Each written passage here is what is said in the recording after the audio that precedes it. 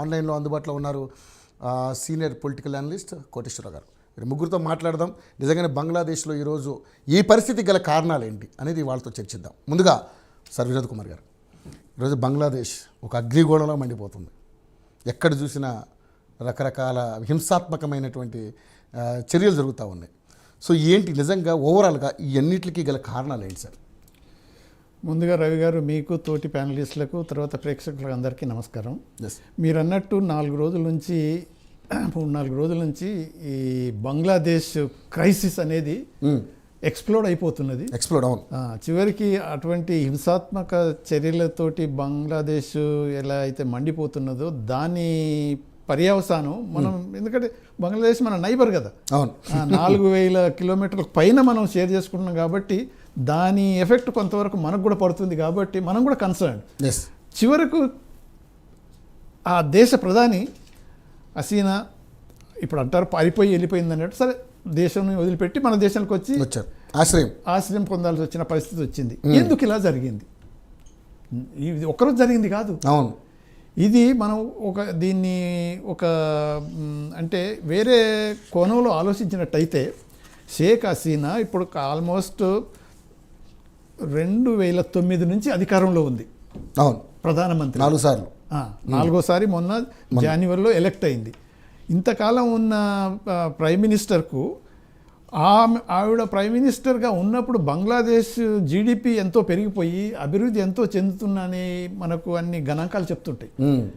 ఒక్కోసారి అనిపిస్తుంది భారతదేశం కన్నా ముందు కొన్ని వాటిల్లో బంగ్లాదేశ్ ముందు పోతున్నదని మాత్రం మన యుఎన్ ఇండెక్స్లలో చూసినప్పుడు కనిపించింది. అటువంటి పరిస్థితిలో అని అంటే స్టేబుల్ గవర్నమెంట్ను నడిపించగలిగిన ప్రధానమంత్రి షేక్ హసీనాకు ఇటువంటి దుర్గతి ఎలా పట్టింది అంటే పొలిటికల్ ఇష్యూస్లలో ఎకనామిక్ పాయింట్ ఆఫ్ వ్యూలో కొంతవరకు స్టేబుల్గా ఉండటం వల్ల అక్కడ అభివృద్ధి జరుగుతుంది. కానీ పొలిటికల్ టర్మాయిల్ మాత్రం అది అంటే ఆ క్రైసిస్ అనేది బ్రూయింగ్ కొంత పీరియడ్ నుంచి ఎలా అవుతున్నది అని అంటే, యాక్చువల్గానైతే ఇప్పుడు పాకిస్తాన్కు మనకు బంగ్లాదేశ్ కంటే అది వెస్ట్ పాకిస్తాన్, ఇది ఈస్ట్ పాకిస్తాన్. ఒకప్పుడు అంతా పాకిస్తాన్లో ఉండి అక్కడి కల్చరే అంత. వెస్ట్ పాకిస్తాన్లో చూసినాం కదా, నార్మల్గా అక్కడ డెమోక్రటికల్లీ ఎలక్టెడ్ గవర్నమెంట్లు ఉండవు. Okay, military rule common, elected government rule exception. అది ఆల్మోస్ట్ అదే కల్చర్ కూడా బంగ్లాదేశ్ కొంతవరకు ఉన్నది. అందువలన ఏమైంది, 75లో మనం కనుక మన 71లో బంగ్లాదేశ్ ఏర్పడ్డ తర్వాత ముజిబుర్ రెహమాన్ ప్రైమ్ మినిస్టర్ అయ్యి కొంతకాలం 2 ఏళ్ళు అలా 3 ఏళ్ళు పరిపాలన జరుగుతుంది అనగానే మిలిటరీ కూ జరిగింది. 75 నుంచి 1990 దాకా మిలిటరీ రూల్లోనే పోయింది. అది ఒక్క మిలిటరీ రూల్ కాదు, కూల మీద కూ 4 జరిగినాయి కూలు అని అంటే, జియావుల్ రెహమాన్, దాని తర్వాత 2 మైనర్ కూలు, తర్వాత ఎర్షాద్, ఇటువంటి అనేది మిలిటరీలో అయిపోయింది. అప్పుడు ఈ 2 పార్టీలు ఎవరైతే అంటే పార్టీలు కూడా ఉన్నాయి, పొలిటికల్ పార్టీస్, ఏది మన అవామీ లీగు, తర్వాత బంగ్లాదేశ్ నేషనల్ పార్టీ బిఎన్పి, ఇంకా చిన్న చిత్క ఎన్ని ఉన్నాయి. ఈ 2 మేజర్ పార్టీలు కూడా కలిసి ఏం చేసిందంటే 90 తర్వాత మళ్ళీ డెమోక్రసీ ఎస్టాబ్లిష్ కావాలి, మనం కలిసి పనిచేయాలంటే పనిచేసి ఎర్షాద్ ప్రభుత్వం అయిపోయి మళ్ళీ నార్మల్గా డెమోక్రటిక్ ఎలక్టెడ్ ప్రభుత్వం ఏర్పడ్డది. ఖలీదా జియా ఎలక్ట్ అయిపోయింది. తర్వాత కొంత పీరియడ్ తర్వాత ఈ ఏదైతే అవామీ లీగ్ తరఫున ఈవిడ లీడర్ ఉంది కాబట్టి ఈవిడ అధికారంలోకి వచ్చింది. అయితే మొదట 2-3 సార్లు ఎలక్ట్ అయినప్పుడు వేరు, మొన్న ఎలక్షన్స్ జరిగినప్పుడు ఏకపక్షంగా అంటే ఒకటే పార్టీ మోనోపలి చేసుకొని ఈ బంగ్లాదేశ్ నేషనల్ పార్టీ ఉన్న లీడర్షిప్ ఏదైతుందో వాళ్ళందరినీ జైల్లో పెట్టేసింది. తర్వాత వాళ్ళు పార్టిసిపేట్ చేయమన్నారు, ఎందుకంటే మా లీడర్లు అంతా జైల్లో ఉన్నాడు, మేము ఎలక్షన్లో ఎలా పార్టిసిపేట్ చేస్తామన్నారు. అలానే జమైతే ఇస్లామీ అనేది అయితే ఆ పార్టీనే బ్యాన్ చేసిండ్రు ఎలక్షన్లో, ఎందుకంటే ఇస్లామిక్ పార్టీ ఏదైతే ఉందో దాన్ని పార్టిసిపేట్ చేయకుండా చేసింది. అంటే అపోజిషన్ పార్టీస్ పార్టిసిపేట్ చేయకుండా ఎలక్షన్స్ జరుపుకొని సెల్ఫ్ డిక్లేర్ చేసుకొని ఎలక్ట్ అయ్యి మళ్ళీ ప్రైమ్ మినిస్టర్గా అయిందనేది మాత్రం భావన ప్రజలు వచ్చేసింది, సీరియస్గా వచ్చేసింది.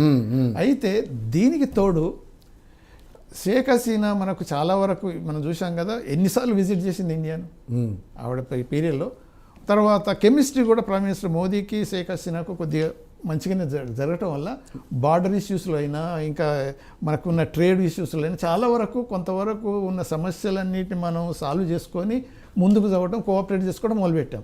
ఓకే, సత్సంబంధాలు బాగున్నాయి. సత్సంబంధాలు భారత బంగ్లాదేశ్ సత్సంబంధాలు బాగా మెరుగుపడుతూ వచ్చినప్పుడు పాకిస్తాన్కు కన్నెర్రైంది.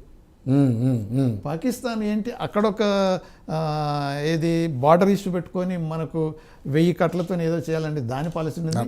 అందుకని బంగ్లాదేశ్లో ఉన్న పాకిస్తాన్ ఎంబసీ యాక్చువల్గా ఈ జనవరి ఎలక్షన్స్ కన్నా ముందే ఈ కాన్స్పిరసీ అన్ని మొదలుపెట్టేసి ఆల్మోస్ట్ అదొక వార్ రూమ్గా తయారైంది.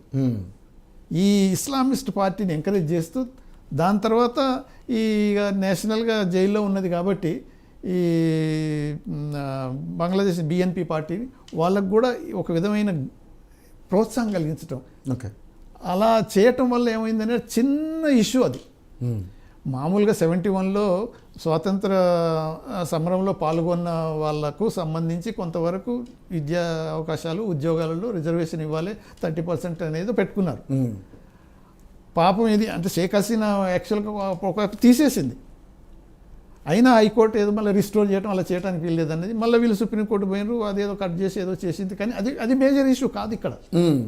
ఎందుకంటే మొన్న షేక్ హసీనా రిజైన్ చేయకముందు 2 రోజుల ముందు మీ డిమాండ్లన్నీ యాక్సెప్ట్ చేస్తాం, మీరు వెళ్ళిపోండి అంటే విద్యార్థులు ఇటువంటి ఆందోళన అంటే చేయకుండా రోడ్ల మీదకి రాకుండా మీ ఇళ్ళకి వెళ్ళిపోండి, చదువుకోండి అది అని ఏదో చెప్పేసింది. ఒక రోజు 2 రోజులు ఏదో కొద్దిగా కామ్ డౌన్ అయింది అనుకున్నారు. కానీ ఆ ఇష్యూ కాదు కదా మేజర్ ఆ ఇష్యూ కాదు. ఆ షేక్ హసీనా ఏదైతే అవామీ లీగ్ పార్టీ లీడర్షిప్ తోటి ఎలా అయితే ప్రభుత్వాన్ని నడిపిస్తుందో అది అక్రమంగా అన్యాయంగా ప్రభుత్వాన్ని ఏర్పాటు చేసుకున్నారు, వాళ్ళు దిగిపోవాలి. ఓకే, ఇప్పుడు వాళ్ళ మెయిన్ ఏం అది కాకపోతే దీన్ని ఈ రిజర్వేషన్లు అనేది దాన్ని తీసుకొచ్చి ఇవన్నీ చేస్తా ఉన్నారు. నేచురల్గా చినికి ఏదో అంటారు గాలివాన అయినట్టు తుఫాన్ అయిపోయి ఫ్లడ్స్ వచ్చి కొట్టుకుపోయినప్పుడు ఆల్మోస్ట్ ఇప్పుడు షేక్ హసీనా దాంట్లో కొట్టుకుపోయినట్టు జరిగింది. సో అలా జరగటం వల్ల ఇప్పుడు మనకేంటి, మనం ఎలా ఎఫెక్ట్ అయ్యాం? నేచురల్గా ఇప్పుడు మనం నైబర్హుడ్ పాలసీ అనేది ఇప్పుడు మన ఏదైతే ప్రభుత్వం అంతకన్నా మన యూపీఏ ప్రభుత్వం ఈ ప్రభుత్వం అయినా చాలా మనకు ప్రయారిటీ.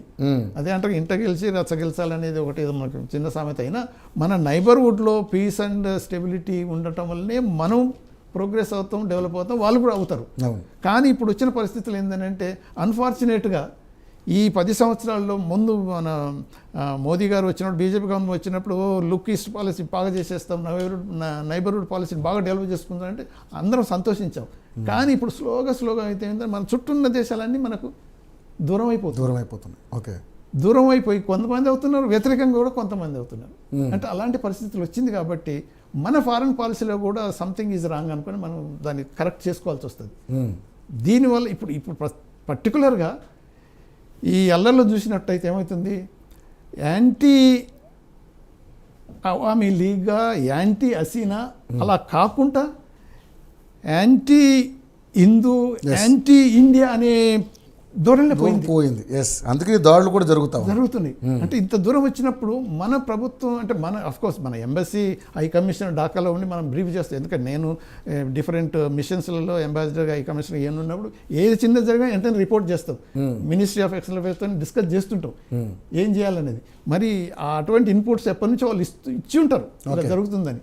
కాకపోతే ఏంటంటే మన వాళ్ళు అంత సీరియస్గా అంటే తీసుకోకపోవడం చెప్పారు కదా, మన ఫారెన్ మినిస్టర్ గారు మేము ఎప్పుడో అనేసాం, ఎప్పుడో ఇన్ఫర్మేషన్ ఇచ్చాం, ఏదో చేయమని. కానీ అదంతా ఇది మన వాళ్ళు ఉంటారు, మన వాళ్ళు ఉంటారు కదా, ఏదేదో ఇంత జరుగుతుంది చెప్తే అది ఏమి యాక్షన్లు ఉండవు. కానీ క్రెడిబుల్గా ఇన్ఫర్మేషన్ తీసుకొని ప్రాపర్ అడ్వైజ్ ఇచ్చి ఇప్పుడు సిఐఏ ఉందనుకోండి, వాళ్ళకు అన్ని ఇన్ఫార్మ్ చేసి వాళ్ళ యాక్షన్స్ కూడా స్టార్ట్ చేస్తారు. అదే మన వాళ్ళు కూడా మనకి ఎందుకంటే చాలా ఇంపార్టెంట్. అటువైపు పాకిస్తాన్, ఇటువైపు బంగ్లాదేశ్ ఇద్దరు కనుక శత్రువులు కనుక ఉండేట్టయితే మనకు చాలా కష్టం అవుతుంది. సో ఇటువంటి అఫ్కోర్స్ ఈ విషయంలో ఒకసారి చైనా యాంగిల్ కూడా తీసుకోవాల్సి వస్తుంది. చైనా కూడా మెయిన్ ఇప్పుడు చైనా యాంగిల్ కూడా ఎందుకంటే చైనా ఇప్పుడు మన ఇండియాను ఎలా చూస్తుందంటే పక్కలో పల్లెం లెక్క ఇండియా తయారవుతున్నది.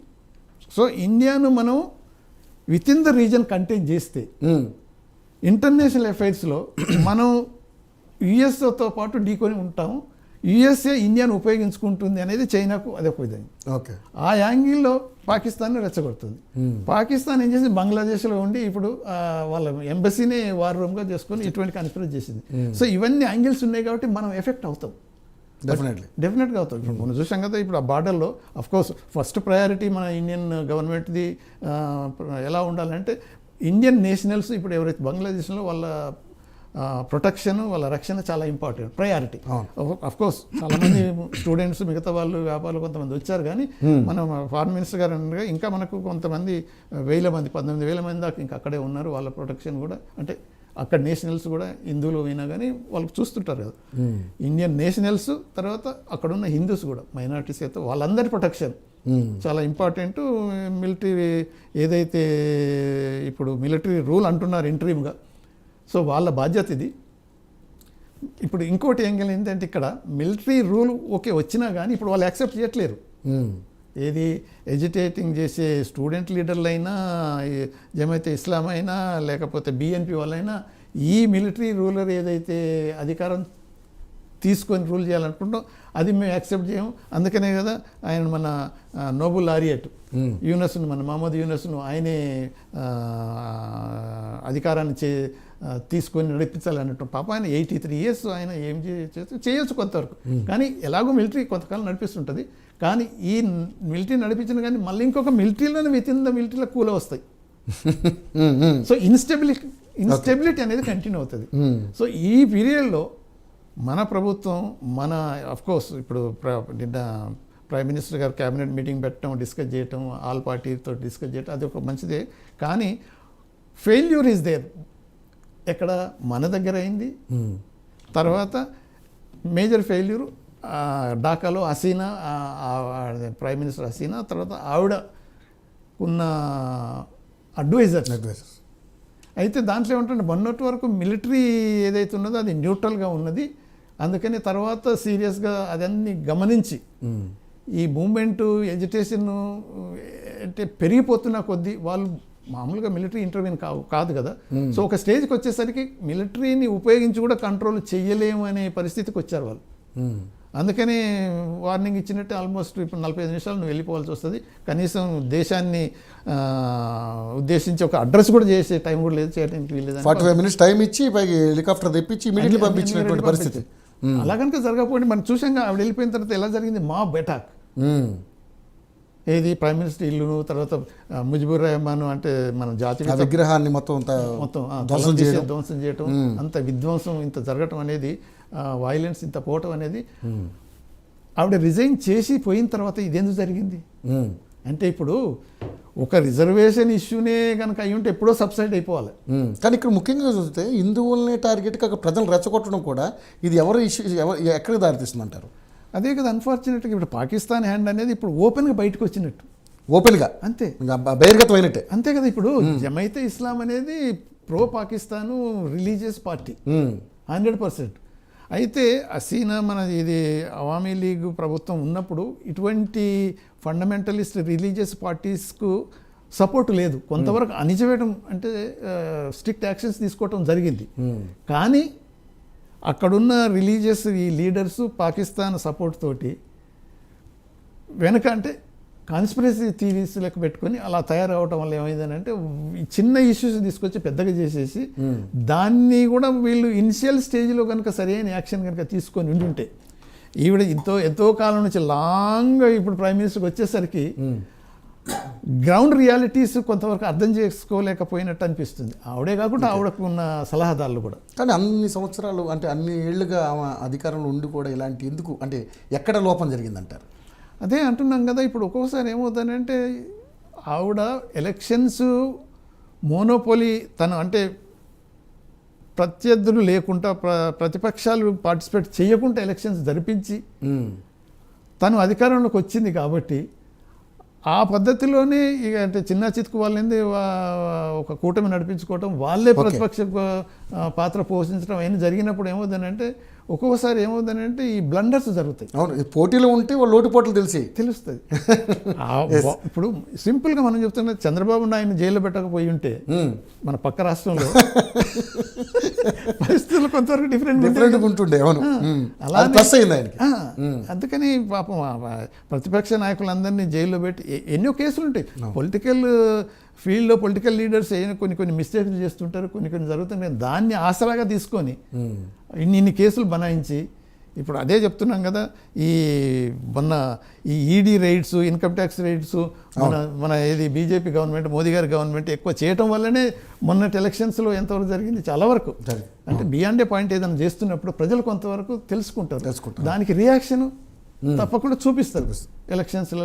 ఎలక్షన్స్ కనుక ఫ్రాడ్ జరిగితే ఇటువంటి రియాక్షన్స్లలో కూడా చూపిస్తారు. అందుకనే బంగ్లాదేశ్లో ఈరోజు ఇన్స్టెబిలిటీ ఇంత దూరం వచ్చేసింది. హసీనాకు ఇప్పుడు మరి మన ఇండియాలో ఉన్నది పాపం హసీనా హాయిగా వెళ్ళిపోతా అనుకునేది ఏది లండన్కు, మన ఏది పాకిస్తాన్ నుంచి నవాజ్ షరీఫ్ హాయిగా వెళ్ళిపోయి ఉన్నాడు కదా, అలానే నేను పోతా అనుకున్నాను. అది ఇప్పుడు జరిగేటట్టు కూడా కనిపించట్లేదు. తర్వాత బెలరూస్లో బోల్డ్ అంతా ఇన్వెస్ట్ చేసింది ఈవిడ. వీళ్ళు మామూలుగా ఎలా ఉంటారంటే కొన్ని దేశాలలో వాళ్ళకు ఇన్వెస్ట్మెంట్ చేసుకొని అవసరం వస్తే అక్కడ పోయి కూడా ఉండొచ్చు అనే పద్ధతిలో ఉంటుంది. మరి ఇప్పుడు ఇంకా ఏం జరుగుతుందో, ఒకవేళ లండన్కు అదే ఇంగ్లాండ్కి వెళ్ళే పరిస్థితి కనుక లేకపోతే ఇండియాలో కూడా చాలా కాలం ఉండటం కూడా సబబు కాదు. పక్క దేశంలో పక్కకే ఉండి అక్కడ జరుగుతున్నాయి కాకుండా ఇప్పుడు వేరే దేశం ఏదైనా ఇంకేదైనా ఆలోచించవచ్చు. కానీ ఇప్పుడు మాత్రం ఇమ్మీడియట్గా లండన్కి పోయేటట్టు అయితే అనిపించట్లేదు.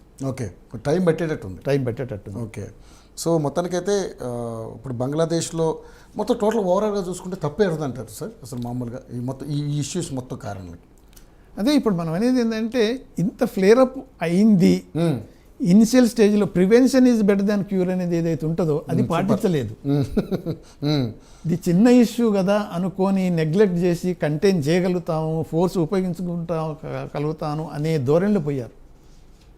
దానివల్ల ఏమైందంటే ఇప్పుడు అదే అన్ఫార్చునేట్గా సరే ఇప్పుడు మిగతా ఫారెన్ హ్యాండ్ థియరీస్ ఎన్ని ఉన్నా కానీ వీళ్ళు చేసిండ్రు వాళ్ళు చేసినారు, కానీ పాకిస్తాన్ హ్యాండ్ అయితే మ్యాక్సిమం ఉన్నది ఎప్పటి నుంచో ఉన్నది.